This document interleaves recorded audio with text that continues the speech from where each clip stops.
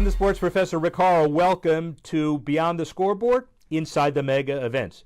It's a trillion-dollar sports business, to be sure, and about 50 to 60% of those dollars are wrapped up in the mega events, the championships, Super Bowls, All-Star Games, World Series, Wimbledon, tennis majors, golf majors, NASCAR championships, IndyCar championships, Ryder Cup.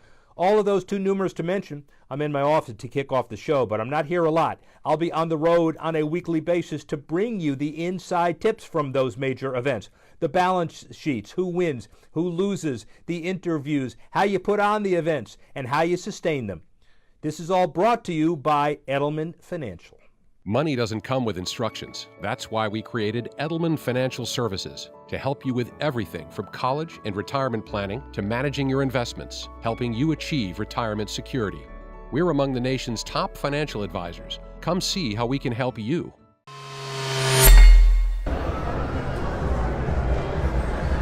Sports Professor Rick Horrow, spotlight on mega events. Amalie Arena, Tampa, Florida. A successful manifestation of Gary Bettman's Sun Belt strategy. This franchise was bought by Jeff Vinik for about $200 million. Now it's worth, according to Forbes, $400 million or more. Season ticket list of 14,000, growing. Could have gotten to the Stanley Cup Finals last year. Favorite to get here this year. Boston Bruins are playing. It is a major event in Florida. But look at the successes of the NHL. Franchise values up 15% over last year.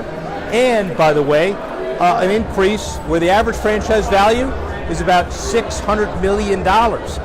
Very significant considering where it was 15, 20 years ago. Revenues up 8 to 9% a year, which is also the way it should be. The NHL is positive for a number of reasons. Let's talk about a few of them. Number one, media. Rogers' deal in Canada, about $5.3 billion over 12 years.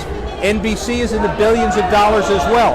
You also have a media deal where Major League Baseball Advanced Media has done a 10% stake with the NHL. And remember, when you look at the NHL's commitment with ESPN and the value, ESPN has a third stake, a one-third stake in this overall deal with BAM.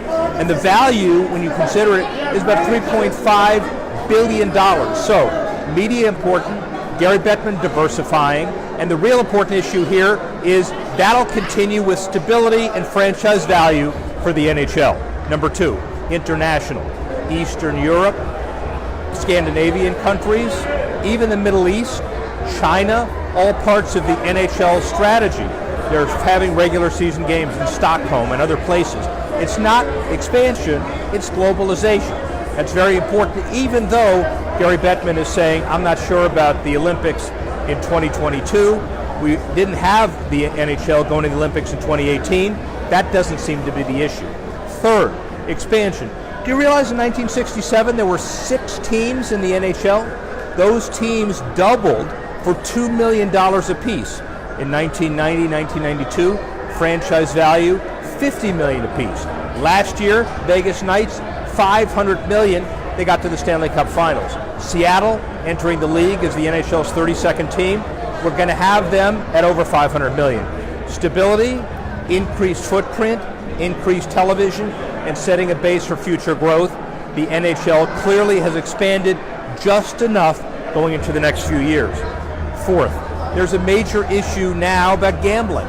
The American Gaming Association says that the NHL will have about $200 to $300 million more in gambling than it was before because the average fan now will get increased avidity.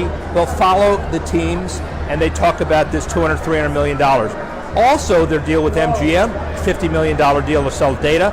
There may be, if Ted Leonsis is right, casino operations in every major arena in North America soon. Folly? Probably not. Finally, that may be the biggest challenge in the NHL. The New York Rangers worth $1.5 billion. The Toronto Maple Leafs worth $1.4 billion. The Florida Panthers worth less than $300 million. There is a giant gulf between the haves and the have-nots. And as long as there is, it's a pretty troubling situation. The NHL sharing more revenue, consolidating, bringing the bottom teams up. And if you look at this experience here in Tampa, a lot of the cities in the Sun Belt, Carolina, Phoenix have a long way to go, but they're moving in the right direction. Bruins, Lightning, here this evening. Rick Horrow, inside the mega events. Enjoy your week.